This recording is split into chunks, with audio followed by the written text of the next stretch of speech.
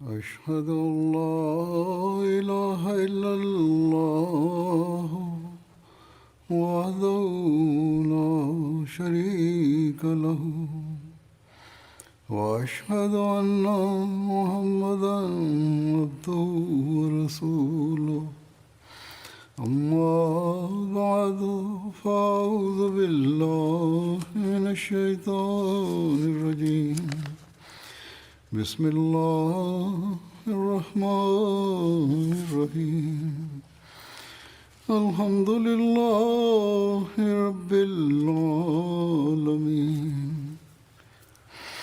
الرحمن الرحيم مالك يوم الدين إياك نعبد وإياك نستعين اهدنا الصراط المستقيم صراط الذين أنعمت عليهم غير المغضوب عليهم ولا الضالين. திருக்குர்ஆனின் அந்தஸ்து, தரம் மற்றும் அழகு பற்றி கடந்த சில வாரங்களாக எடுத்துரைக்கப்பட்டு வருகின்றது.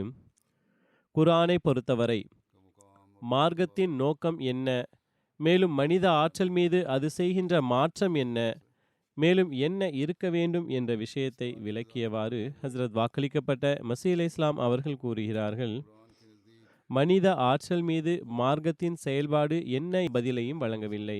ஏனென்றால் இஞ்சில் மதிநுட்பமான வழிமுறைகளை விட்டும் தொலைவில் உள்ளது. ஆனால் திருக்குர்ஆன் மிக விளக்கமாக ஒவ்வொரு முறையும் இந்த பிரச்சனைக்கு தீர்வு வழங்குகிறது. கூறுகிறது, மனிதனது இயல்பான ஆற்றலை மாற்றுவதும் ஓநாயை ஆடாக மாற்றி காண்பிப்பதும் மார்க்கத்தின் நோக்கம் அல்ல. அதாவது ஆற்றல் மிக்கவரை முற்றிலும் பலவீனமானவராக காண்பிப்பது அல்ல. மாறாக மார்க்கத்தின் நோக்கம் மனிதனுக்குள் இயல்பாகவே இருக்கின்ற ஆற்றல்கள், திறமைகள், அல்லாஹு தாலா அவனுக்கு வழங்கிய திறமைகள் மற்றும் ஆற்றல்களை உரிய இடத்தில் உரிய சந்தர்ப்பத்தில் பயன்படுத்துவதன்பால் வழிகாட்டுவது மட்டுமே ஆகும். எந்த ஒரு இயல்பான ஆற்றலையும் மாற்றியமைப்பது மார்க்கத்தின் ஆற்றலில் இல்லை. ஆயினும் அதனை உரிய இடத்தில் பயன்படுத்துவதற்காக வழியை காட்டுவது அதன் ஆற்றலில் உள்ளது. மேலும் ஒரு ஆற்றலின் மீது, உதாரணமாக கருணை மற்றும் மன்னித்தல் மீது மட்டுமே அழுத்தம் கொடுப்பதாக இருக்காது. மாறாக அனைத்து ஆற்றல்களையும் பயன்படுத்துவதன்பால் வழிகாட்டல் இருக்க வேண்டும். கருணை காட்டுங்கள் மற்றும் மன்னியுங்கள் என்று மட்டுமே கூறக்கூடாது. மாறாக தேவைக்கேற்ப அந்த சந்தர்ப்பத்தின் போது எது அவசியமோ அதனை பயன்படுத்த வலியுறுத்த வேண்டும். அசல் நோக்கம் சீர்திருத்தமும் மேம்பாடுமே ஆகும். மேலும் இந்த நோக்கம் எவ்வாறு நிறைவேறுமோ அதனை செய்ய முயற்சி செய்ய வேண்டும். கூறுகிறார்கள், கருணை மற்றும் மன்னித்தலின் மீது அழுத்தம் கொடுப்பதாக மட்டுமே இருக்கக்கூடாது. மாறாக அனைத்து ஆற்றல்களையும் பயன்படுத்துவதற்காக அறிவுரை வழங்க வேண்டும். ஏனென்றால் மனித ஆற்றல்களில் எந்த ஒரு ஆற்றலும் தீயதல்ல. மாறாக உரிய இடத்தில் பயன்படுத்தாமல் இருப்பது, மேலும் தவறாக பயன்படுத்துவது தீயதாகும். மேலும் ஒருவன் ஏச்சு பேச்சுக்கு தகுதியானவன் என்றால் அவன் இயல்பான ஆற்றல்களின் காரணத்தினால் மட்டும் ஏச்சு பேச்சுக்கு தகுதியானவன் அல்லன். மாறாக அவற்றை தவறாக பயன்படுத்தியதன் காரணத்தினால் ஏச்சு பேச்சுக்கு தகுதியானவன் ஆகின்றான். அதற்கான ஒரு சிறிய உதாரணம் இவ்வாறாகும். ஒரு உடலளவில் ஆரோக்கியமான மனிதன் இருக்கின்றான். ஒருவேளை தன்னுடைய சக்தியை வெளிப்படுத்துவதற்காக அவன் அநீதியை மட்டுமே இழைக்கின்றான் என்றால், அல்லது ஆற்றல் இருப்பதனால் அநீதி மட்டுமே செய்கின்றானே என்றால், பிறருக்காக மென்மையான உள்ளம் கொண்டவனாக இருக்கவில்லை என்றால், சந்தர்ப்ப சூழ்நிலைக்கு ஏற்ப தன்னுடைய ஆற்றலை வெளிப்படுத்தவில்லை என்றால், அது மட்டுமின்றி தன்னுடைய மேன்மையை நிரூபிப்பது மற்றும் கம்பீரத்தை நிலைநாட்டுவது மட்டுமே நோக்கமாக இருக்குமே என்றால், பிறகு அப்படிப்பட்ட மனிதன் தீயவன் என்று அழைக்கப்படுகின்றான். அவனது திறமைகள் தீயவை அல்ல, ஆனால் அதனை பயன்படுத்துவது தீயதாகும். அவனுடைய செயல்பாடு தீயதாகும். ஹுசூர் அலைஹிஸ்ஸலாம் அவர்களின் வருகையின் நோக்கம் திருக்குர்ஆனின் உண்மைத்துவத்தை நிரூபித்தல், மேலும் நிலைநாட்டுதல் ஆகியவற்றை எடுத்துரைத்தவாறு அன்னார் கூறுகிறார்கள், இந்த முஸ்லிம்கள் திருக்குர்ஆனை முற்றிலும் புரிந்து கொள்வதில்லை என்பது முற்றிலும் உண்மையானதாகும். ஆனால் தற்போது இறைவனது நாட்டம் தற்போது அதன் சரியான பொருள் வெளிப்பட வேண்டும் என்பதே ஆகும். இறைவன் என்னை அதற்காகவே நியமித்துள்ளான். மேலும் நான் அவனது இல்ஹாம் மற்றும் வஹியின் மூலமாக திருக்குரானை புரிந்து கொள்கின்றேன்.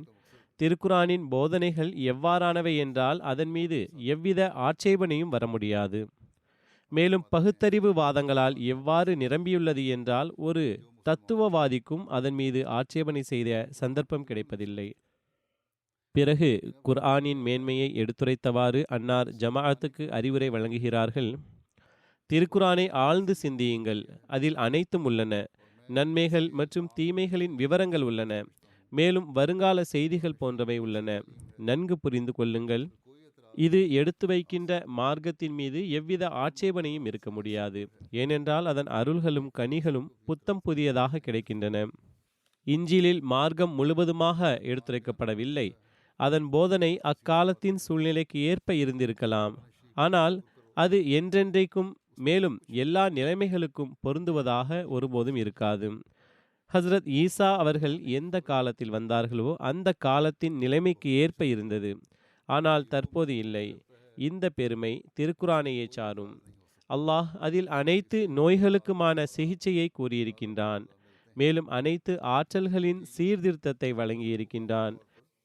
மேலும் எந்த தீமை உருவாகியிருக்கின்றதோ அதனை களைவதற்கான வழிமுறையையும் கூறியிருக்கின்றான்.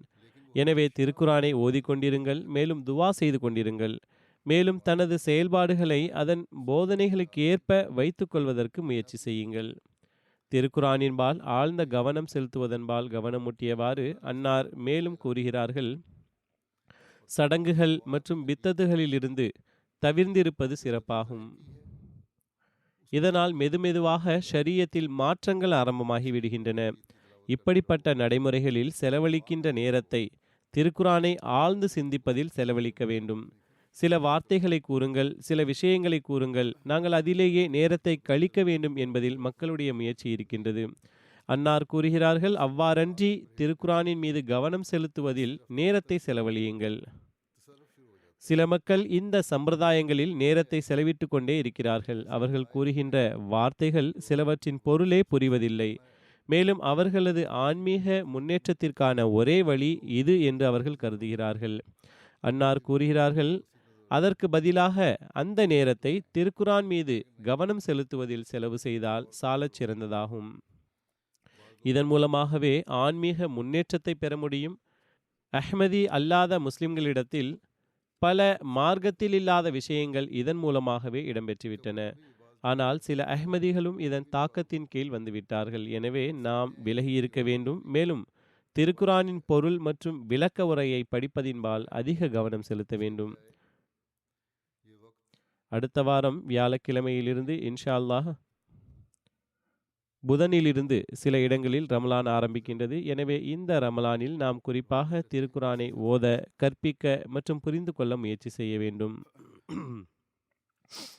உள்ளம் கடினமானதாக இருக்கின்றது என்றால் அதனை மென்மையாக்குவதற்கான வழிமுறை யாதெனில் திருக்குரானை மீண்டும் மீண்டும் ஓதுவதே ஆகும். எங்கெல்லாம் துவா இருக்கின்றதோ அங்கெல்லாம் இந்த இறைவனது கருணையே எனக்கும் ஏற்பட வேண்டும் என்றே நம்பிக்கையாளரின் உள்ளமும் நாடுகிறது. திருக்குரான் ஒரு தோட்டத்தை போன்றதாகும். ஓரிடத்திலிருந்து மனிதன் ஒரு வகை மலரை பறிக்கின்றான், பிறகு முன்னேறி சென்று வேறு வகை மலரை பறிக்கின்றான். எனவே ஒவ்வொரு சூழ்நிலைக்கு ஏற்ப பலனை பெற்றுக்கொள்ள வேண்டும். அன்னார் கூறுகிறார்கள், இதனால் ஆன்மீக முன்னேற்றம் ஏற்படுவதால் மனிதன் கட்டளைகளையும் தடுக்கப்பட்டவற்றையும் பேண வேண்டும். அல்லாஹ் தஆலா கட்டளையிட்டவற்றை செய்ய வேண்டும், தடுத்துள்ளவற்றிலிருந்து விலக முயற்சிக்க வேண்டும். இவ்விஷயத்தை கவனியுங்கள். இந்த மலர்களையே மனிதன் அந்த தோட்டத்திலிருந்து பறிக்கின்றான். அன்னார் கூறுகிறார்கள், சில மக்கள் எந்த அளவுக்கு முன்னேறிவிட்டார்கள் என்றால் தங்களது அறிவால் திருக்குரானின் சில அதிகாரங்களை, உதாரணமாக அன்னார் அதிகாரம் யாசின் தொடர்பாக இதனை இவ்விதமாக ஓதினால் அருள் ஏற்படும், இல்லையென்றால் ஏற்படாது என்று கூறுகிறார்கள். இவ்விஷயங்கள் இறைவனது வாக்குறுதிகளாகும், வாதங்களாகும். எனவே இத்தகைய விஷயங்களில் இருந்து நாம் குறிப்பாக தவிர்ந்திருக்க வேண்டும். குரானை விட்டு முகந்திருப்பும் இரண்டு நிலைகள் உள்ளன. ஒன்று அதன் வார்த்தைகளை விட்டு முகந்திருப்புதல், மற்றொன்று அதன் பொருளை விட்டு முகந்திருப்புதல் ஆகும். மேலும் இதன் பொருள் என்ன? முகம் திருப்புதல் என்பதன் பொருள் அதன்படி செயல்படாமல் இருப்பதாகும். அல்லது வார்த்தையளவில் மனிதன் செயல்படுவதில்லை அல்லது பொருள் அளவில் செயல்படுவதில்லை. இதற்கு விளக்கமாக கூறுகிறார்கள், திருக்குரானை விட்டு முகந்திருப்பும் இரண்டு நிலைகள் உள்ளன. ஒன்று வார்த்தையளவில், மற்றொன்று பொருளளவில். வார்த்தையளவில் என்பது யாதெனில் ஒருபோதும் இறை வேதத்தை ஓதாமல் இருப்பதாகும். பெரும்பாலான மக்கள் முஸ்லிம்கள் என்று அழைக்கப்படுகின்றார்கள், ஆனால் அவர்கள் திருக்குரானின் வாசகங்களையும் முற்றிலும் அறியாமல் இருக்கிறார்கள். இரண்டாவது நிலை பொருள் அளவிலாகும். மனிதன் திருக்குரானை ஓதத்தான் செய்கின்றான், ஆனால் அதன் அருள்கள் மற்றும் ஒளிகள் மற்றும் கருணையின் மீது ஈமான் கொள்வதில்லை. எனவே இவ்விரு முகம் திருப்புதலில் ஏதேனும் ஒன்று இருந்தால் அதிலிருந்து தவிர்ந்திருக்க வேண்டும். அன்னார் கூறினார்கள், இமாம் ஜாஃபரின் கூற்று ஒன்று உள்ளது. கூறுகிறார்கள், நான் எந்த அளவுக்கு இறைவேதத்தை ஓதுகிறேன் என்றால் உடனுக்குடன் இல்ஹாம் இறங்கவும் ஆரம்பித்து விடுகின்றது. இது எதுவரை சரியானது என்று இறைவனை நன்கு அறிவான். ஆனால் இந்த விஷயம் புரிந்து கொள்ளக்கூடியதாக இருக்கின்றது. அன்னார் கூறுகிறார்கள், சரியானதா இல்லையா என்று அல்லாஹ்வே நன்கு அறிவான், ஆனால் விஷயம் புலப்படுவதாக இருக்கின்றது. அதாவது அன்னார் கூறினார்கள், இல்லையா என்பது தெரியாது, ஆனால் விஷயம் புரிந்து கொள்ளத்தக்கதாகும். ஏனென்றால் ஒன்று மற்றொன்றை ஈர்ப்பதாக இருக்கின்றது. தற்போது இக்காலகட்டத்தில் மக்கள் நூற்றுக்கணக்கான அடிக்குறிப்புகளை சேர்த்துள்ளார்கள். ஷியாக்கள் வேறு, சுன்னிகள் வேறு. ஒரு சம்பவத்தை எடுத்துரைத்தவாறு அன்னார் கூறுகிறார்கள், ஒரு முறை ஒரு ஷியா எனது தந்தையிடம், நான் ஒரு வாசகத்தை கூறுகிறேன், அதனை நீங்கள் ஓதிக்கொண்டே இருங்கள், பிறகு தூய்மைப்படுத்திக் கொள்வதோ ஒழு செய்வதோ அவசியமில்லை என்று கூறினார். அந்த வாசகமே ஒழுவை விடவும் தனது தூய்மையை விடவும் போதுமானதாகும் என்று அவர் கூறினார். கூறுகிறார்கள், இஸ்லாத்தில் நிராகரிப்பு, பித்தத் மற்றும் நேர்வழியிலிருந்து விலகி மார்க்கமற்று போவது ஆகியவை இறை வேதத்திற்கு கொடுக்க வேண்டிய கண்ணியத்தை தனி மனிதனின் வார்த்தைகளுக்கு கொடுத்ததனாலேயே ஆகும். எனவேதான் கண்ணியத்திற்குரிய சஹாபாக்கள் நபிமொழிகள் திருக்குரானை விட குறைந்த அந்தஸ்தை உடையவை என்று கருதுகிறார்கள். ஒரு சம்பவத்தை கூறுகிறார்கள். ஒரு முறை ஹஸ்ரத் உமர் தீர்ப்பு கூறும் நேரத்தில் ஒரு மூதாட்டி எழுந்து ஹதீஸில் இவ்வாறு எழுதப்பட்டுள்ளது என்று கூறினாள். அதாவது ஹசரத் நபிகள் நாயகம் ஸல்லல்லாஹு அலைஹி வஸல்லம் அவர்களுடன் இது தொடர்புடையதாகும். இதனையும் நினைவில் கொள்ள வேண்டும். ஹதீஸுகள் பிறகு ஒன்று திரட்டப்பட்டிருந்தாலும் சில முறை சில சஹாபிகள் எழுதவும் செய்துள்ளார்கள். ஆக அன்னார் கூறினார்கள், ஹசரத் உமர் அவர்கள், நான் ஒரு மூதாட்டிக்காக இறை வேதத்தை புறக்கணிக்க முடியாது என்று கூறினார்கள். இந்த அறிவிப்பு ஒரு பெண்ணுடையதாகவும் அவள் இதனை கூறுகிறாள், ஆனால் அல்லாஹ்வின் வேதம் அதை விட்டும் மாறுபட்டதாக இருக்கின்றது. அல்லாஹு தஆலாவின் வேதம் கூறுவதே உண்மையானதாகும். ஆக உண்மை யாதெனில் அதனையே நாமும் பேண வேண்டும். ஒருவேளை அவ்வாறு இல்லை என்றால் பிறகு பித்தத்துகள் பரவிக்கொண்டே செல்லும். இதன் காரணத்தினால்தான் பித்தத்துகள் முஸ்லிம்களிடத்தில் பரவிக்கொண்டே இருக்கின்றன. மேலும் இவ்வாறாக திருக்குரானின் அசல் போதனையை விட்டும் விலகுகின்றனர். பெருவாரியான முஸ்லிம்களிடத்தில் இவ்விஷயங்கள் காணப்படுகின்றன. உதாரணமாக, தற்போது நான் ஒரு எடுத்துக்காட்டை கூறியிருந்தேன். ஹஸ்ரத் வாக்களிக்கப்பட்ட மசீஹ் அலைஹிஸ் ஸலாம் அவர்கள் கூறியிருந்தார்கள், ஷியா ஆலிம் ஹஸ்ரத் வாக்களிக்கப்பட்ட மசீஹ் அலைஹிஸ் ஸலாம் அவர்களுடைய தந்தையாருக்கு ஒரு வாசகத்தை கூறி அதனை ஓதுவதால் பிறகு ஒழு செய்வதன் அவசியம் இருக்காது, தூய்மை அடைவதன் அவசியமும் இருக்காது என்று கூறியிருந்தார். பொது முஸ்லிம்களில் பெரும்பான்மையினர் மடமையில் உள்ளனர். பெயர் தாங்கிய ஆலிம்கள் அவர்களை எவ்வாறு நடத்தி செல்கிறார்களோ அவ்வாறே அவர்கள் செல்லத் தொடங்கிவிடுகிறார்கள். மேலும் பித்தத்துகள் பரவிக்கொண்டே செல்கின்றன. அவ்வாறிருந்தும் கூட நாம் திருக்குரானை மாற்றுகிறோம் என்று நம்மீது ஆட்சேபனை விழுகிறது. முஸ்லிம்களின் முன்னேற்றம் திருக்குரானுடன் நிபந்தனைக்குட்பட்டது என்ற விஷயத்தை எடுத்து வைத்தவாறு அன்னார் கூறுகிறார்கள், எப்போது வரை முஸ்லிம்கள் திருக்குரானை முழுவதுமாக பின்பற்றி நடக்கவில்லையோ அவர்கள் எவ்விதமான முன்னேற்றத்தையும் பெற முடியாது. எந்த அளவுக்கு அவர்கள் திருக்குரானை விட்டு விலகிச் சென்றார்களோ அதே அளவுக்கு அவர்கள் முன்னேற்றத்தின் படித்தரங்கள் மற்றும் வழிகளை விட்டும் விலகிச் செல்கிறார்கள். திருக்குரானின்படி செயல்படுவது முன்னேற்றம் மற்றும் வழிகாட்டலுக்கு காரணியாக அமையும். அல்லாஹு தஆலா வியாபாரம், விவசாயம் மற்றும் ஆகுமான வாழ்வாதார வழிமுறைகளை தடை செய்யவில்லை. ஆயினும் அதனை வாழ்வின் நோக்கமாக ஆக்கிவிடக் கூடாது. மாறாக அதனை மார்க்கத்திற்கு தொண்டாற்றக்கூடியதாக ஆக்க வேண்டும். ஜக்காத்தின் நோக்கமும் இதுவே ஆகும். அந்த செல்வம் மார்க்கத்திற்கு தொண்டாற்றக்கூடியதாக இருக்க வேண்டும். எனவே ஒரு நம்பிக்கையாளருக்கு தனது வாழ்வின் நோக்கம் உலகை சம்பாதிப்பது மட்டுமே ஆகும் என்று இருக்கக்கூடாது. மாறாக மனித பிறப்பின் நோக்கமாக அல்லாஹு தாலா கூறிய வழிமுறையான சிறந்த அடியாராகி அல்லாஹு தாலாவின் கட்டளைகளின்படி நடக்கின்ற அந்த வழிமுறையை நாம் தேட வேண்டும். ஜகாத்தை இறை வழியில் செலவு செய்ய வேண்டும் என்ற கட்டளையும் இதனால் தான் வழங்கப்பட்டுள்ளது. அதாவது அந்த செல்வம் தனது விருப்பங்களை நிறைவேற்றுவதற்காக மட்டுமே இருக்கக்கூடாது. மாறாக அதனை மார்க்க முன்னேற்றத்திற்காக, அல்லாஹ்வின் கடமைகளை நிறைவேற்றுவதற்காக, படைப்பினங்களின் உரிமைகளை நிறைவேற்றுவதற்காக செலவு செய்ய வேண்டும். அன்னார் கூறுகிறார்கள், திருக்குர் ஆன் ரத்தினங்களின் பை ஆகும். மக்கள் அதனை அறியாமல் இருக்கின்றார்கள். மக்கள் உணர்ச்சியுடன் உத்வேகத்துடன் திருக்குரான் மீது கவனம் செலுத்தவில்லை என்பது பரிதாபத்திற்குரிய விஷயமாகும். உலகவாதி தனது உலக பணிகளின் மீது அல்லது ஒரு கவிஞர் தன்னுடைய கவிதைகள் மீது கவனம் செலுத்துவதை போன்று திருக்குரான் மீது கவனம் செலுத்தப்படுவதில்லை. கூறுகிறார்கள், பட்டாலாவில் ஒரு கவிஞர் இருந்தார். அவர் ஒரு கவிதையை கூறினார். பார்சியில் அந்த கவிதை வரி உள்ளது. सबा शर्मिंदा मई गिर्द दबरुए गुल निगाह करदन के रुख्त कुंचा रावा गर्द व नत्वा नस्ते दे गर्दन. காலை தென்றல் மலரின் முகத்தை பார்ப்பதிலிருந்தும் வெட்கப்பட்டது. அது மொட்டை மலரச் செய்ததுதான், ஆனால் அதனை மூடிவிட முடியவில்லை. அன்னார் கூறுகிறார்கள், எந்த அளவுக்கு அவர் ஒரு கவிதை வரிக்காக கடின உழைப்பை மேற்கொண்டாரோ அந்த கவிஞர் அந்த அளவுக்கு மக்கள் ஒரு குரானின் வசனத்தை புரிந்து கொள்வதற்காக கடின உழைப்பை மேற்கொள்வதில்லை. கூறுகிறார்கள், குரான் ரத்தினங்களின் பையாகும், மேலும் மக்கள் அதனை அறியாமல் இருக்கிறார்கள். பிறகு அன்னார் கூறினார்கள், எந்த அளவுக்கு இரகசியங்கள் மற்றும் சுட்டிக்காட்டல்கள் திருக்குரானில் உள்ளனவோ தௌராத் மற்றும் இஞ்சிலில் அவை எங்கே உள்ளன? பிறகு திருக்குரான் அனைத்து விஷயங்களையும் வாதத்தின் வடிவில் மட்டுமே எடுத்துரைப்பதில்லை. தௌராத் அல்லது இஞ்சில் ஆகியவை வாதங்களாகவே எடுத்துரைப்பது போன்று. மாறாக திருக்குரான் ஆதாரத்தின் வடிவில் எடுத்து வைக்கின்றது, ஆதாரத்தின் வடிவை மேற்கொள்கின்றது. ஒரு வலுவான மற்றும் பகுத்தறிவு ரீதியான ஆதாரத்தை அது எடுத்துரைக்காத எந்த ஒரு விஷயமும் இல்லை. திருக்குரானின் கருத்து செறிவு மற்றும் பரந்த பொருள் தன்னகத்தே ஒரு ஈர்ப்பை எவ்வாறு கொண்டுள்ளதோ, அதனுடைய போதனையில் அறிவுபூர்வமான ஈர்ப்பு எவ்வாறே உள்ளதோ அவ்வாறே அதனுடைய ஆதாரங்களும் தாக்கத்திற்குரியவையாகும்.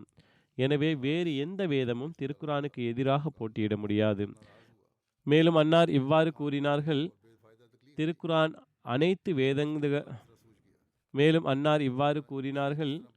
திருக்குரான் அனைத்து வேதங்களை விடவும் மேன்மையானதாகும். மேலும் அன்னார் கூறுகிறார்கள், அதே போன்று ரசூலுல்லாஹி ஸல்லல்லாஹு அலைஹி வஸல்லம் அவர்களுடைய அந்தஸ்தும் அனைத்து நபிமார்களை விடவும் மேலானதாகும்.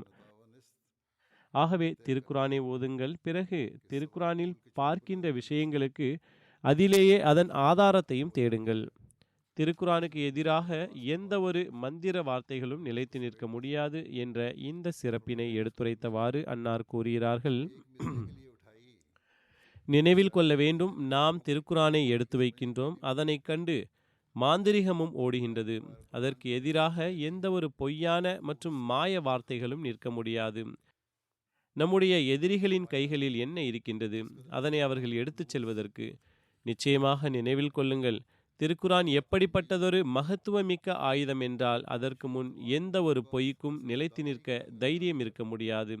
இதன் காரணத்தினால்தான் எந்த ஒரு பொய்வாதியும் நமக்கு முன்னர், மேலும் நமது ஜமாத்துக்கு முன்னர் நிற்க முடியாது.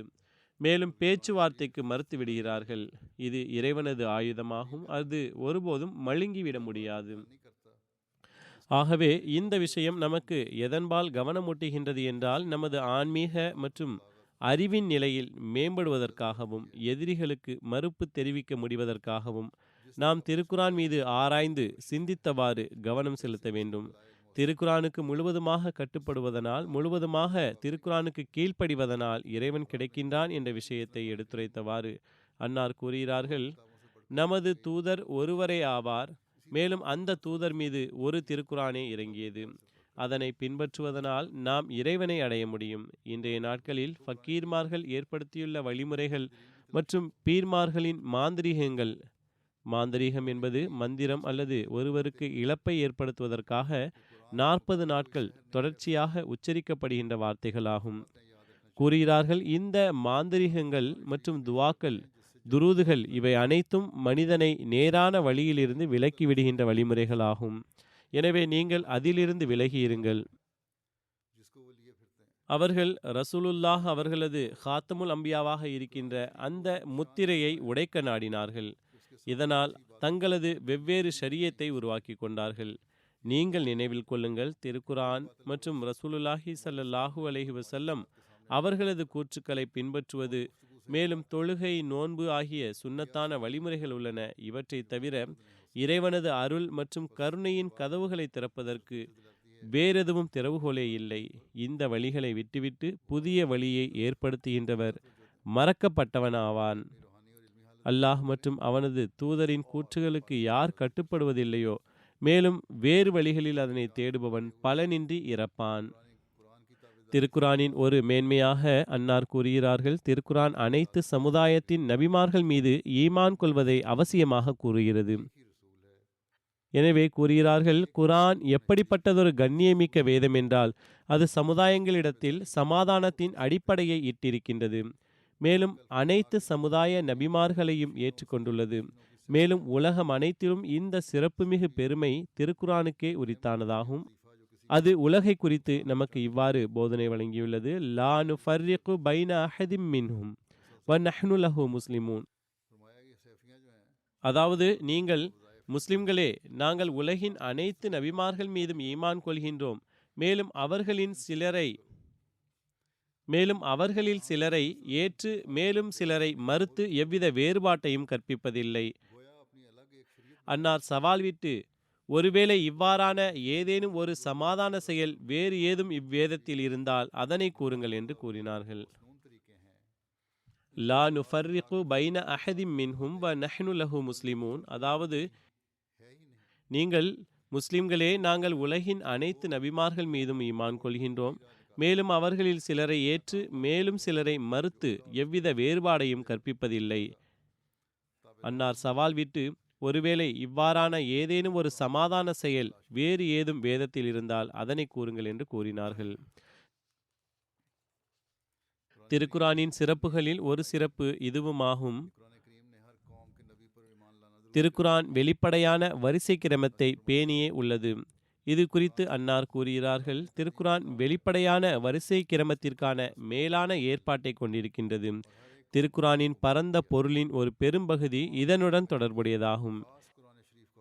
இதற்கு காரணம் யாதெனில், வரிசை கிரமத்தை கருத்தில் கொள்வதும் அதன் பரந்த பொருளில் ஒன்றாகும். மாறாக மாபெரும் தரத்தையுடைய கருத்து செறிவு யாதெனில் அது தன்னகத்தே மதிநுட்பம் மிக்க கருத்துக்களை கொண்டுள்ளதாக இருக்க வேண்டும். எந்த ஒரு மனிதனின் வார்த்தைகள் வரிசையாக இல்லையோ அல்லது குறைவாக இருக்கின்றதோ அப்படிப்பட்ட மனிதரை நாம் ஒருபோதும் சிறந்த கருத்து செறிவு மற்றும் சொற்செறிவு மிக்கவராக கூற முடியாது. அதாவது, சிறந்த பேச்சாளர் யார் என்றால் அவர் தனது கட்டுரையில் சந்தர்ப்ப சூழ்நிலைக்கு ஏற்ப விஷயங்களை முழுவதுமான முறையில் அந்த கட்டுரையில் கொண்டு வருபவரே ஆவார். மேலும் சொற்செறிவு என்பது அழகிய பொருள்களை எடுத்துரைக்க முடிகின்ற அழகிய வார்த்தைகளை பயன்படுத்துவதாகும். மேலும் அந்த வார்த்தைகளில் வரிசை கிரமமும்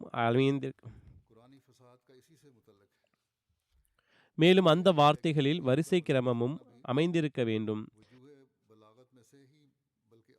எனவே அன்னார் கூறினார்கள், அப்படிப்பட்ட மனிதரை நாம் ஒருபோதும் கருத்து செறிவு மிக்க சொற்செறிவு மிக்கவராக கூற முடியாது. மாறாக, ஒருவேளை எவரேனும் வரம்பையும் மீறிய வரிசை கிரமத்தை கையாண்டால் அவர் நிச்சயமாக புத்தி பேதலித்த பைத்தியமாவார். ஏனென்றால் அவரது சொற்பொழிவும் முறையானது அல்ல, அவரது சிந்தனையும் முறைப்படுத்தப்பட்டது அல்ல. ஒருவேளை அவரிடத்தில் எவ்வித வரிசை கிரமமும் எவ்வித தொடர்பும் இருக்கவில்லை என்றால் பிறகு அவன் பைத்தியமாவான் என்று பொருள். இவ்வாறிருக்க கருத்து செறிவு மிக்கதாகவும் சொற்செறிவு மிக்கதாகவும் வாதித்து அனைத்துவித உண்மைக்காகவும் அழைக்கின்ற இறைவனது தூய வேதமானது இவ்வாறான மேன்மையான வேதம் சொற்செறிவின்றி வரிசை கிரமமின்றி எவ்வாறு இருப்பது சாத்தியமாகும்? ஆக திருக்குரான் அல்லாஹு தாலாவின் வேதமாகும், மேலும் கருத்துச் செறிவு மற்றும் சொற்செறிவு மிக்கதாகும். சில ஆட்சேபனையாளர்கள் ஆட்சேபிப்பது போன்று அதில் வரிசை கிரமமும் இல்லை என்பது இருக்கவே முடியாது. திருக்குரானின் 2 அற்புதங்களை எடுத்துரைத்தவாறு அன்னார் கூறுகிறார்கள், திருக்குரானை தவிர வானத்து ஒளிகளை பெறுவதற்கான வேறெந்த வழிமுறையும் இருக்கவில்லை. மேலும் இறைவன் இதன் காரணத்தினால்தான், அதாவது உண்மை மற்றும் பொய்யில் எப்போதும் வித்தியாசம் நிலை பெற்றிருக்க வேண்டும் என்பதற்காகவும், எந்த காலகட்டத்தில் பொய் உண்மைக்கு எதிராக போட்டியிட முடியாது என்பதற்காகவும், முஹம்மதிய சமுதாயத்திற்கு இறுதி காலகட்டம் வரை 2 அற்புதங்களை, அதாவது குரானின் வார்த்தைகளின் மேன்மை மற்றும் குரானின் வார்த்தைகளின் தாக்கங்களின் மேன்மையை வழங்கியிருக்கின்றான். அதாவது ஒரு வேதத்தின் திருக்குரானின் மேன்மையாகும், அந்த வேதத்தின் ஒரு தாக்கத்தின் மேன்மையாகும். 2 மேன்மைகள் இருக்கின்றன. அவற்றுடன் போட்டியிட பொய் மார்க்கங்கள் ஆரம்பத்திலிருந்தே இயலாதவையாக இருந்து வருகின்றன. ஒருவேளை திருக்குரானின் வார்த்தைகளின் மேன்மையின் அற்புதம் இருந்து குரானின் தாக்கத்தின் மேன்மையும் அற்புதம் இல்லை என்றால், கண்ணியத்திற்குரிய இந்த முஹம்மதிய சமுதாயத்திற்கு எவ்வாறு தாக்கங்கள் மற்றும் ஈமானின் ஒளியில் முன்னேற்றம் ஏற்பட்டிருக்கும்? ஏனென்றால் தனி மனிதன் பரிசுத்தம் மற்றும் கற்புடைமையின் மேன்மை வரை சென்றடைந்திருக்க முடியாது. திருக்குரானின் போதனையினால் உண்மையான முறையில் அதனை பேணும்போது தாக்கமும் ஏற்படுகின்றது. திருக்குரானை பின்பற்றுவதனால் உயிரில் இரட்சிப்பின் அடையாளம் வெளிப்படுகின்றது என்பது பற்றி அன்னார் கூறுகிறார்கள். ரசூலுல்லாஹி ஸல்லல்லாஹு அலைஹி வஸல்லம் அவர்களுடைய கீழ்ப்படிதலை அடிப்படையாக கொண்டு திருக்குரான் எப்படிப்பட்ட வேதம் என்றால் அதனை பின்பற்றுவதனால் இவ்வுலகிலேயே இரட்சிப்பின் அடையாளங்கள் வெளிப்படுகின்றன. ஏனென்றால் அக மற்றும் புற ஆகிய 2 வழிமுறைகளால் முழுமையற்ற ஆன்மாக்களை முழுமையின் அந்தஸ்து வரை கொண்டு செல்வதே, மேலும் சந்தேகங்களிலிருந்து தெளிவடையச் செய்வதே வேதமாகும். முழுமையற்ற ஆன்மாக்கள் என்றால் குறைகள் உள்ள மக்கள் ஆவார்கள். அவர்களுடைய குறைகளை பலவீனங்களை மட்டும் போக்குவதோடு மட்டுமின்றி இந்த திருக்குரான் உயர்ந்த அந்தஸ்து வரை கொண்டு செல்கின்றது. கூறுகிறார்கள், வெளிப்படையான முறையில் எந்த அளவுக்கு சுருக்கமாகவும் மதிநுட்பத்துடனும் விளக்கமாகவும் இறைவன் வரை சென்றடைவதற்கு தடையாக இருக்கின்ற உலகில் காணப்படுகின்ற சந்தேகங்கள் அனைத்திற்கும் அவற்றில் மூழ்கி நூற்றுக்கணக்கான பொய்யான பிரிவுகள் பரவுகின்றன. மேலும் நூற்றுக்கணக்கான தவறான கருத்துக்கள் வழிகெட்ட மக்களுடைய உள்ளங்களில் உரைகின்றன. இவை அனைத்திற்கும் பகுத்தறிவு ரீதியான மறுப்பு இதில் உள்ளது. திருக்குரான் எந்த அளவுக்கு தெளிவான மற்றும் உண்மையான ஆதாரங்களை எடுத்து கூறுகின்றது என்றால் அனைத்து சந்தேகங்களையும் அது விலக்கி வைத்து விடுகின்றது. ஆயினும் புரிந்து கொள்வது நிபந்தனையாகும். மேலும் புரிந்து கொள்வதற்காக புரிய வைக்கின்ற இந்த வேதத்திலிருந்து பயன்பெறுவது அவசியமாகும் கூறுகிறார்கள். மேலும் இன்றைய காலகட்டத்தில் நிலவுகின்ற இருளை இதன் உண்மையான போதனை மற்றும் சூரியனை போன்று ஒளிர்கின்ற முழுமையான ஒளியின் மூலம் அகற்றுகின்றது. இன்றைய காலகட்டத்தில் பரவியுள்ள இருளை மார்க்கத்தை விட்டு விலகுதல், வெட்கம் கெட்ட செயல்கள், வீணான செயல்கள் அல்லது இறைவனை விட்டும் விலகுதல், இவை அனைத்தும் இருள்களாகும். இவை அனைத்தையும் விளக்குவதற்காக மேலும் ஒளி பெறுவதற்காக திருக்குரானின்பால் திரும்புங்கள். அதில் இவை அனைத்தும் இருக்கின்றன கூறுகிறார்கள். இவை அனைத்தும் சூரியனை போன்று அதில் ஒளிர்கின்றன. சூரியனை போன்று பிரகாசமாக உள்ளது. இதில் அனைத்து ஆன்மீக நோய்களுக்கான சிகிச்சையும் அடங்கியுள்ளது. மேலும் அனைத்து உண்மையான ஞானங்களும் இதில் நிரம்பியுள்ளன. மேலும் எதிர்காலத்தில் வெளிப்பட இருக்கின்ற எந்த ஒரு இறை ஞானத்தின் அம்சங்களும் இதை விட்டும் வெளியில் இல்லை. மேலும் உட்புற வழிமுறைகளால் அதன் முழுமையான கீழ்ப்படிதலால் அது உள்ளத்தை நன்கு தூய்மைப்படுத்தி விடுகின்றது. முழுமையான கீழ்ப்படிதல் நிபந்தனையாகும். கீழ்ப்படிதல் இருக்க வேண்டும், அதுவும் முழுமையாக இருக்க வேண்டும். அவ்வாறு இருக்கையில் அது உள்ளத்தை எவ்வாறு பெருமைப்படுத்துகின்றது என்றால், மனிதன் அக அசுத்தங்களிலிருந்து முற்றிலும் தூய்மையடைந்து மகத்துவமிக்க இறைவனை அடைந்து விடுகின்றான். அல்லாஹு தாலாவுடன் ஒரு தொடர்பு உருவாகி விடுகின்றது. மேலும் ஏற்றுக்கொள்ளப்படுதலின் ஒளிகள் அவன் மீது இறங்க ஆரம்பித்து விடுகின்றன. மேலும் இறைவனது பரிசுகள் எந்த அளவுக்கு அவனை சூழ்ந்து விடுகின்றனவென்றால், அவன் துன்பங்களின் நேரத்தில் துவா செய்தால் மாபெரும் அருள், அதாவது அல்லாஹ்வின் பெரும் கருணையும் பரிவும் அவன் மீது ஏற்படுகின்றது. கண்ணியமிக்க இறைவன் அவருக்கு பதிலளிக்கின்றான். மேலும் சில சமயங்களில் அவர் 1000 முறை தனது கடினங்கள் மற்றும் துன்பங்கள் சூழ்ந்த தருவாயில் கேட்கும்போது 1000 முறையும் தனது கண்ணியத்திற்குரிய நேசனின் தரப்பிலிருந்து மிகவும் கருத்துச் செறிவுமிக்க மற்றும் இன்பமூட்டுகின்ற அருளுக்குரிய வார்த்தைகளில் அன்புமிக்க பதில்களை அடைகின்றார். மேலும் இறை இல்ஹாம் அவர் மீது மழையை போன்று பொழிகிறது. மேலும் அவர் ஒரு மிகவும் தூய்மையான கண்ணாடி குடுவையில் ஒரு நறுமணமிக்க இத்தர் நிரம்பியது போன்று தனது உள்ளத்தில் இறை நேசம் நிரம்பியுள்ளதை காண்கின்றார்.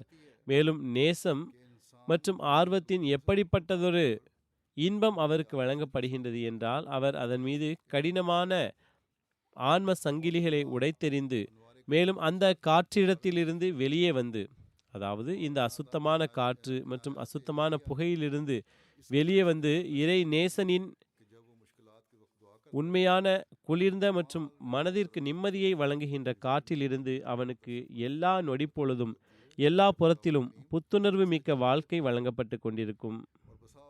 பிறகு அன்னார் திருக்குரான் நம்பகமான உறுதியான வேதமாகும் என்பதை எடுத்துரைத்தவாறு கூறுகின்றார்கள், அல்லாஹு தாலாவின் வேதமான திருக்குரானை விட மேலான எந்த ஒரு உறுதியான நம்பகமான வேதமும் நமது கைகளில் இல்லை. அது இறைவனின் வேதமாகும். அது சந்தேகங்கள் மற்றும் யூகங்களின் சோதனைகளில் கலப்பை விட்டும் தூயதாகும். திருக்குரான் உலக சமுதாயங்களை ஒன்றிணைக்க வந்துள்ளது என்ற விஷயத்தை எடுத்துரைத்தவாறு அன்னார் கூறுகிறார்கள், இறைவன் முதலில் வெவ்வேறு விதமாக ஒவ்வொரு சமுதாயத்திற்கும் வேறு வேறு சட்டதிட்டங்களை அனுப்பினான். மேலும் பிறகு இறைவன் ஏகனாக இருப்பதை போன்று அவர்களும் ஒன்றிவிட வேண்டும் என்று நாடினான். அப்போது அனைவரையும் ஒன்றிணைப்பதற்காக குரானை அனுப்பினான். மேலும் ஒரு காலகட்டம் வரும், அதில் இறைவன் அனைத்து சமுதாயங்களையும் ஒரே சமுதாயமாக ஆக்குவான். மேலும் அனைத்து நாடுகளையும் ஒரே நாடாக ஆக்கிவிடுவான். மேலும் அனைத்து மொழிகளையும் ஒரே மொழியாக ஆக்கிவிடுவான் என்ற செய்தியை வழங்கினான். மக்கள் பல்வேறு மார்க்கங்கள் ஏன் வந்தன என்று கேட்கிறார்கள். அச்சமயம் வரை அவர்களது அறிவு மற்றும் புரிதிறன் மற்றும் காரணிகள் ஒரு வரம்பிற்கு உட்பட்டதாகவே அந்த காலத்தில் இருந்தன என்பதாலேயே ஆகும். முந்தைய காலகட்டத்தில் தனித்தனியாக அனுப்பினான். தற்போது எப்படிப்பட்டதொரு காலகட்டம் வந்துவிட்டுள்ளது என்றால் அனைவரும் ஒன்று சேர முடியும். எனவே ஒரு முழுமையான வேதம் திருக்குரானின் வடிவில் நமக்காக அனுப்பினான்.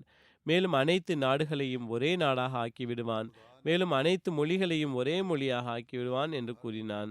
இன்று உலகில் குளோபல் வில்லேஜ் என்ற ஒரு வார்த்தை பயன்படுத்தப்பட்டு வருகின்றது. அதாவது உலகம் ஒன்றாகிவிட்டது, ஒரே நகரத்தை போன்று ஆகிவிட்டது. எவ்வாறிருப்பினும் திருக்குரான் தான் அந்த வேதமாகும். உலகில் பல்வேறு மொழிகளை பேசுபவர்கள் இருந்தாலும் பல்வேறு மொழிகள் பேசப்பட்டாலும் அரபி மொழியில் உலகம் முழுவதிலும் எங்கெல்லாம் முஸ்லிம்கள் இருக்கிறார்கள், முஸ்லிம்கள் எந்த சமுதாயத்தைச் சேர்ந்தவர்களாக இருந்தாலும் அவர்கள் அரபி மொழியிலேயே அதனை ஓதுகின்றார்கள். அதே போன்று ஐவேளை தொழுகைகளில் அது பயன்படுத்தப்பட்டு வருகின்றது. முந்தைய வேதங்கள் மற்றும் நபிமார்கள் மீது திருக்குரான் செய்த பேருபகாரம் பற்றிய கருத்தை எடுத்துரைத்தவாறு அன்னார் கூறுகின்றார்கள், மேலும் முந்தைய வேதங்கள் மற்றும் முந்தைய நபிமார்கள் மீது திருக்குரான் பேருபகாரம் செய்துள்ளது. கதை வடிவில் இருந்த அவர்களது போதனைகளுக்கு அறிவு வடிவளித்திருக்கின்றது. நான் உண்மையாகவே கூறுகின்றேன், திருக்குரானை ஓதாமல் எந்த ஒரு மனிதனும் இந்த கதைகள் மற்றும் வரலாற்றின் மூலமாக ரட்சிப்பை பெற முடியாது. ஏனென்றால் திருக்குரானுக்கு மட்டுமே இந்த புகழ் இருக்கின்றது. அது யாதெனில் நிச்சயமாக இது முடிவான வசனங்களாகும், வீணான கூற்றுக்கள் அல்ல என்பதாகும். அது அளவுகோலாகும், கண்காணிப்பாளராகும், ஒளி மற்றும் சிகிச்சை மற்றும் கருணையாகும்.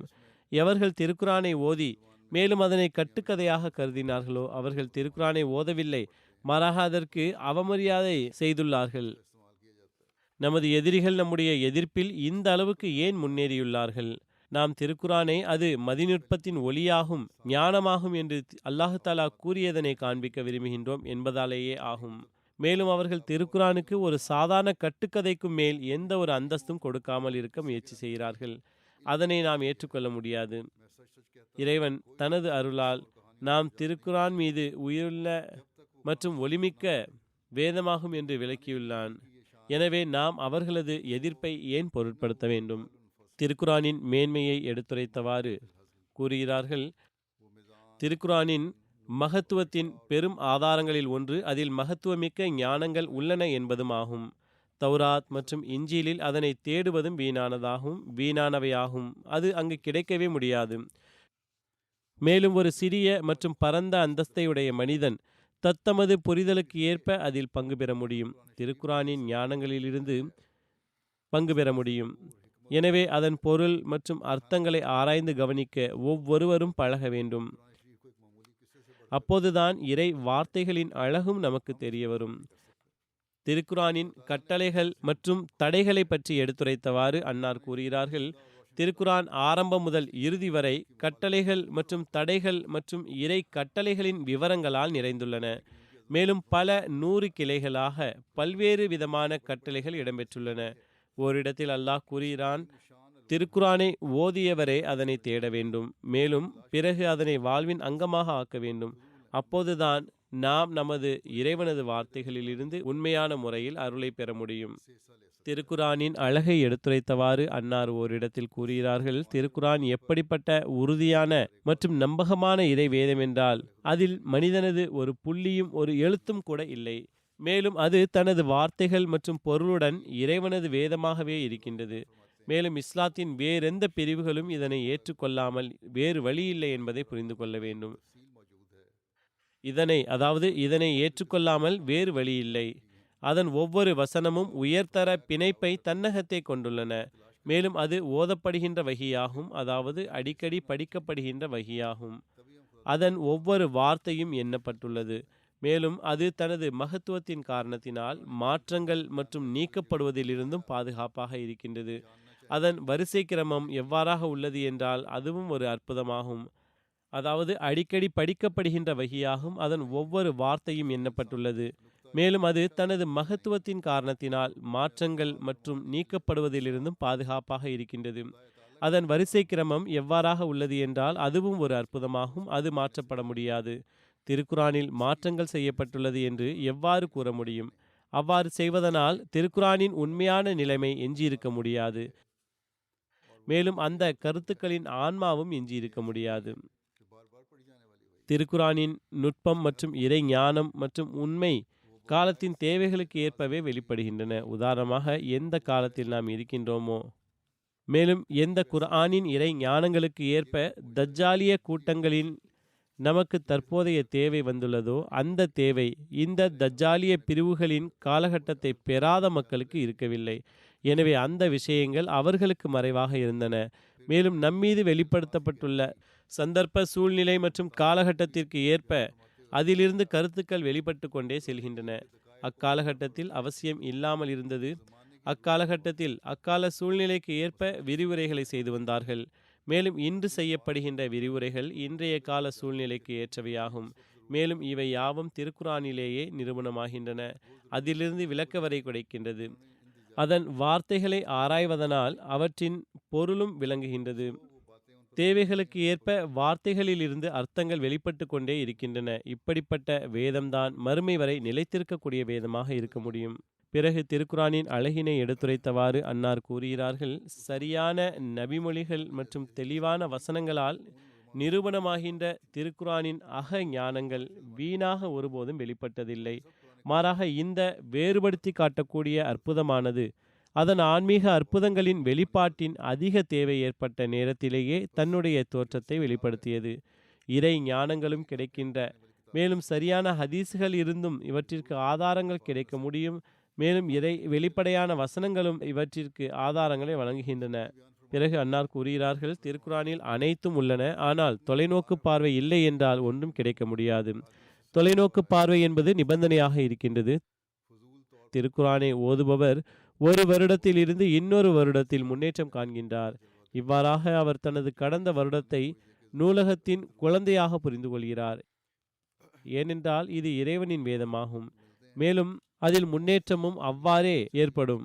ஒரு முறை ஓதிவிட்டதும் அதன் அனைத்து ஞானங்களும் கிடைத்துவிட்டன என்பதல்ல. மாறாக ஒரு வருடம் சிந்தித்த பிறகு அடுத்த வருடத்தில் பாதம் பதிக்கும் போது, மீண்டும் கவனம் செலுத்த ஆரம்பிக்கும் போது, பிறகு அவன் முன்பு நான் ஓதி வந்ததோ ஒன்றுமில்லை, ஒரு சிறு பிள்ளைகளின் விஷயங்களே ஆகும். நான் புரிந்து கொண்ட விஷயங்கள் ஆரம்ப விஷயங்களாகும்.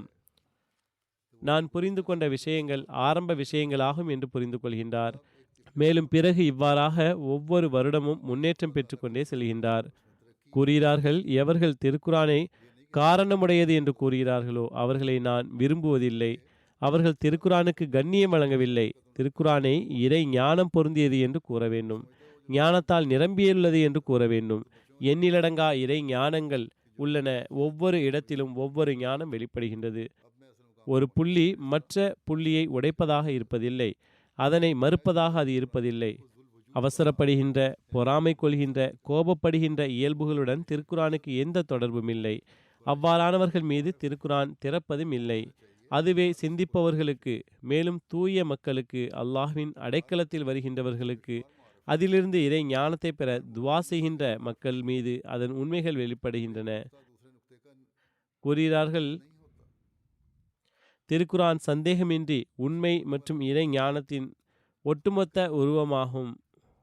மேலும் ஒவ்வொரு காலத்தின் பித்தத்துகளுடன் போட்டியிடுவதாகும். இந்த எளியவனின் உள்ளம் அதன் கண்கண்ட அருள்கள் மற்றும் நுட்பங்களால் நிறைந்துள்ளது. அக்காலகட்டத்தில், நமது காலகட்டத்தில் ஹசரத் வாக்களிக்கப்பட்ட மசீஹ் அலைஹிஸ்ஸலாம் அவர்கள் மட்டுமே இறை ஞானங்கள் மற்றும் உண்மையை நம்மீது வெளிப்படுத்தினார்கள். மேலும் அவர்களது வார்த்தைகளிலிருந்து இதன் மேலும் விளக்கங்கள் கிடைக்கின்றன. அதனை புரிந்து கொண்டு ஓதுவதனால் திருக்குரானின் சிறப்புகள் மற்றும் போதனைகள் மற்றும் இறை ஞானம் பற்றிய அறிவு மேலும் அதிகமாகின்றது. கூறினார்கள், சந்தேகமின்றி நமது நன்மை மற்றும் அறிவின் முன்னேற்றம் மற்றும் நமது நிரந்தர வெற்றிக்காக திருக்குரான் நமக்கு வழங்கப்பட்டுள்ளது. மேலும் அதன் கருத்துக்கள் மற்றும் இரகசியங்கள் முடிவற்றவையாகும். அது ஆன்மாவின் தூய்மைக்கு பிறகு பிரகாசமான விடியலை போன்ற எண்ணத்துடன் கருத்துக்கள் தெளிவடைகின்றன. கூறினார்கள், இறைவன் எந்த சமுதாயத்துடன் நம்மை எதிர்க்கச் செய்தானோ அந்த சமுதாயத்தின் மீது திருக்குரானின் மூலமாகவே நாம் வெற்றி பெற்றோம். அது எவ்வாறு ஒரு படிப்பறிவற்ற காட்டுவாசிக்கு திருப்தி அளிக்கின்றதோ அவ்வாறே ஒரு அறிவு படைத்த தத்துவவாதிக்கு மன நிறைவை வழங்கியுள்ளது. இது ஒரு கூட்டத்தினருக்காக இறங்கியது, மற்ற கூட்டத்தினர் இதை விட்டும் விலக்கப்பட்டவராவர் என்பது இல்லை. சந்தேகமின்றி இதில் ஒவ்வொரு மனிதரும், ஒவ்வொரு காலகட்டமும், ஒவ்வொரு ஆற்றல் படைத்தவருக்கும் சிகிச்சை உள்ளது. எவரொருவர் கோணலான படைப்பாக மற்றும் முழுமையற்ற இயல்புடையவராக இல்லையோ அவர் திருக்குரானின் மேன்மைகளின் மீது ஈமான் கொள்கின்றார். அதாவது தன்னுடைய பிறப்பை புரிந்து கொள்ளாத குறைமதியுடைய மக்கள் அல்லது முன்னேற்றத்திற்கு பதிலாக வீழ்ச்சியை நோக்கி செல்கின்ற மக்கள் ஆன்மீக ரீதியாக குறைமதியுடையவர்கள் ஆவார்கள்.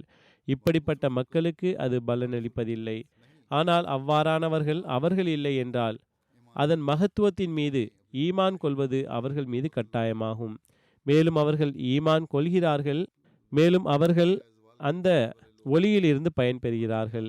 கூறுகிறார்கள், எனக்கு கூறப்பட்டது அனைத்து வழிகாட்டல்களிலும், அதாவது அல்லாஹு தாலா அன்னாரிடம் கூறினான், அனைத்து வழிகாட்டல்களிலிருந்தும் திருக்குரானின் வழிகாட்டலே முழு ஆரோக்கியமான அந்தஸ்திலும் மனித கலப்படங்களிலிருந்தும் தூய்மையாக உள்ளது. பிறகு அன்னார் கூறினார்கள், நமது கொள்கை என்னவென்றால், எந்த அளவுக்கு இயல்பான ஞானம் முன்னேற்றம் பெறுகின்றதோ மேலும் அது செயல்படுதலை மேற்கொள்கின்றதோ திருக்குரானின் மகத்துவம் உலகில் நிலை பெற்றுவிடும். எனவே நம்மில் பௌதீக ஞானத்தை ஆராய்பவர்களும் திருக்குரானிலிருந்து பயன்பெற்று கொள்ள வேண்டும். மேலும் அல்லாஹு தாலாவின் அருளால் பலர் இவ்வாறு பயன்பெறுகின்றார்கள். டாக்டர் அப்துல்சலாம் அவர்களும் எப்போதும் இதே கோட்பாட்டின்படி செயல்பட்டு வந்தார்கள். பிறகு அன்னார் கூறினார்கள், திருக்குரான் சந்தேகமின்றி எல்லையற்ற ஞானங்களை கொண்டதாகும். மேலும் ஒவ்வொரு காலகட்டத்திலும் ஏற்படும் தேவைகளை முற்றிலுமாக கண்காணிப்பதாகும். கூறுகிறார்கள், இறை ஞானம், உண்மைத்துவம் மற்றும் சிறப்புகள், நுணுக்கங்கள், கருத்து செறிவு ஆகியவை திருக்குரானில் முழுமையாக பரிபூர்ணமாக காணப்படுகின்றன. இந்த மாபெரும் அந்தஸ்து வேறெந்த வேதத்திற்கும் கிடைக்கவில்லை. கூறினார்கள், திருக்குரானை இறைவன் நன்மை என்று கூறியிருக்கின்றான். எனவே கூறுகின்றார்கள், வமை யுத்தில் ஹிக்மத ஃபகது ஊத்திய ஹைரன் கசீரா.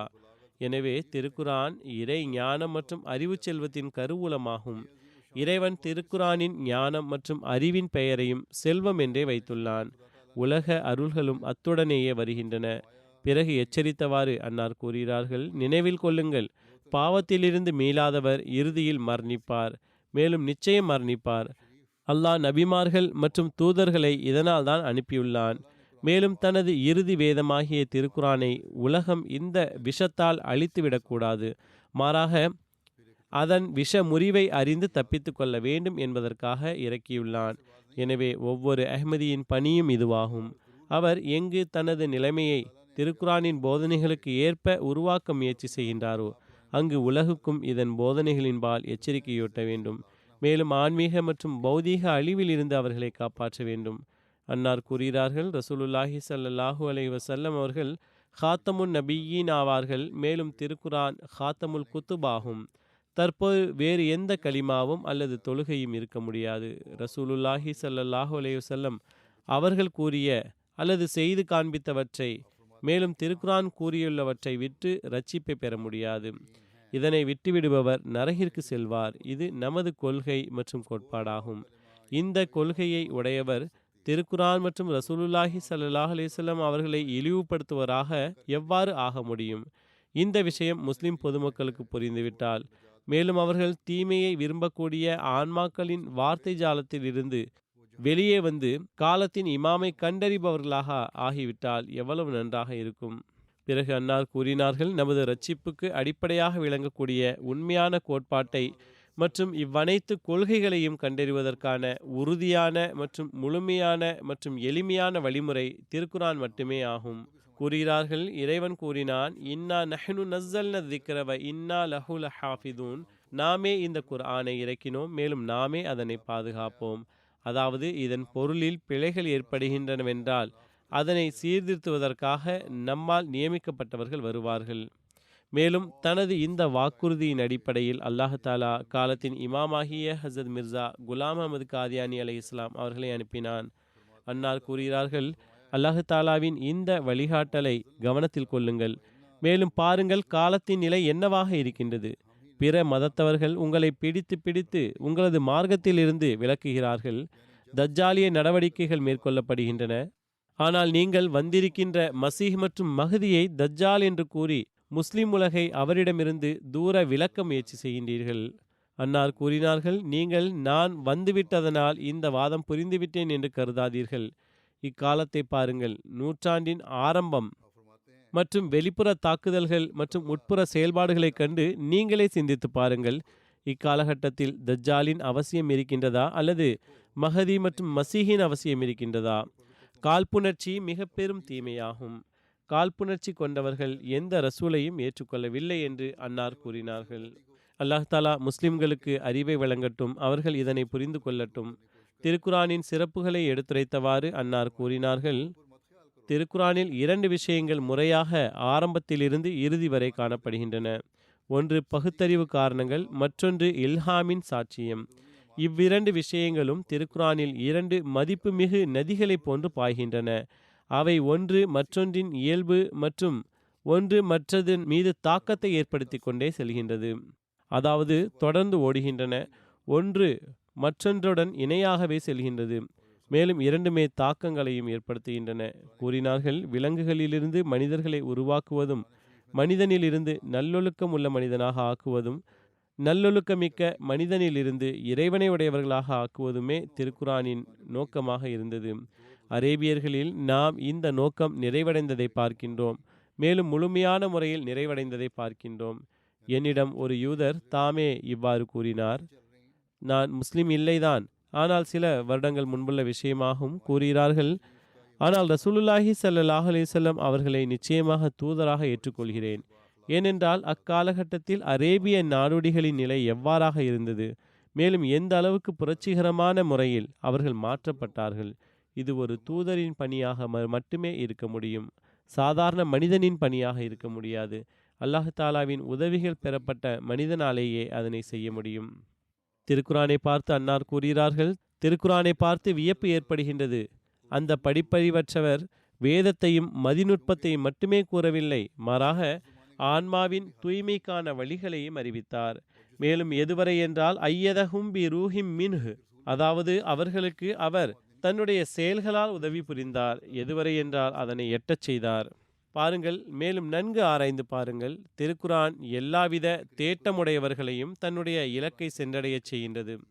மேலும் நன்மை மற்றும் உண்மையின் தாகமுடையவருக்கு தாகத்தை தணிக்கின்றது. அன்னார் கூறுகிறார்கள், ஒவ்வொரு இறை இல்ஹாமும் நம்பிக்கையை ஊட்டுவதற்காகவே வருகின்றது, வந்தும் இருக்கின்றது. என்றாலும் திருக்குரான் அந்த மேலான நம்பிக்கைக்கு அடித்தளமிட்டு எல்லையையே எட்டிவிட்டது. ஜமாத் மக்கள் திருக்குரானின் போதனையின்படி முழுவதுமாக செயல்பட வேண்டும் என்பதற்காக அன்னார் கூறினார்கள், தன்னுடைய பையத் நிபந்தனைகளில் இதனையும் வைத்துள்ளார்கள். இவ்வாறாக 6வது பையத் நிபந்தனையில் சடங்கு சம்பிரதாயங்களை பின்பற்றுவதிலிருந்தும் முழு சுய நினைவுடன் தவிர்ந்திருப்பர், திருக்குரானின் ஆட்சியை முழுமையாக ஏற்றுக்கொள்வர், மேலும் அல்லாஹ்வின் கூற்று மேலும் ரசூலுடைய கூற்றினை தனது ஒவ்வொரு வழியிலும் செயல் திட்டமாக ஆக்கிக்கொள்வர் என்று உள்ளது.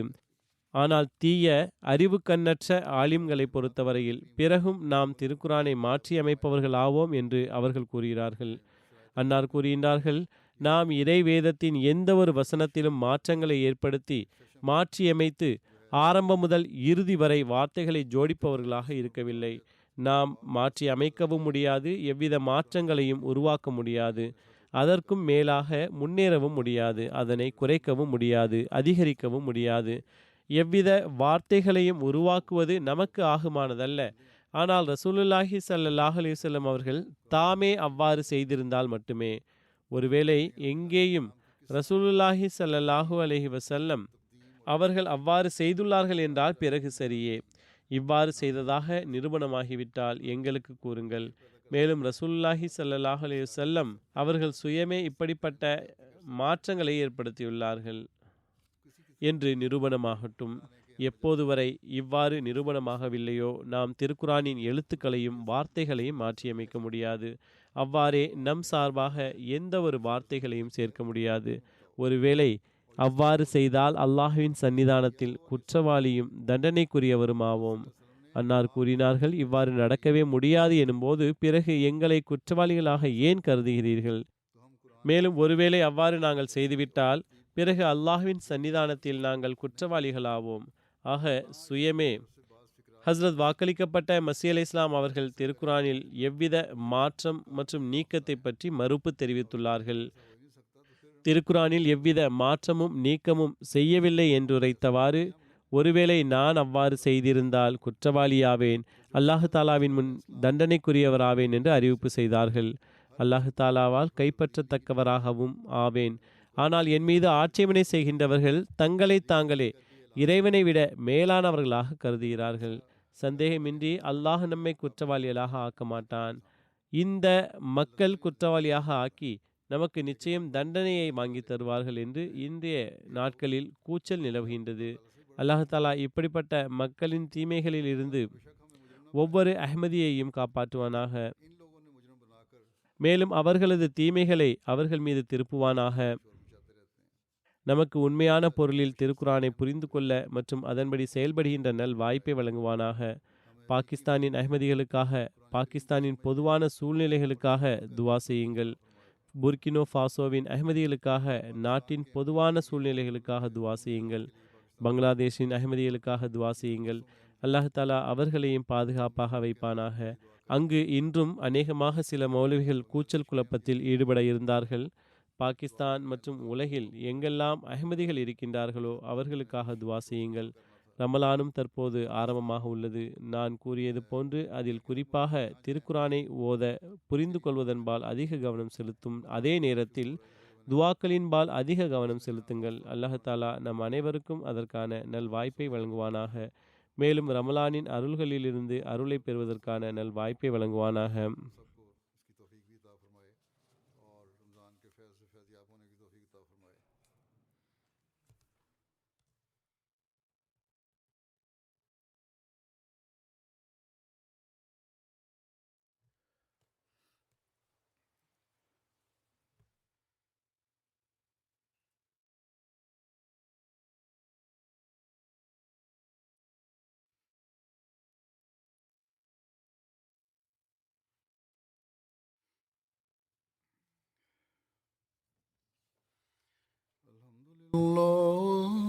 الحمد لله نحمده ونستعينه ونستغفره ونؤمن به ونتوكل عليه ونعوذ بالله من شرور أنفسنا ومن سيئات أعمالنا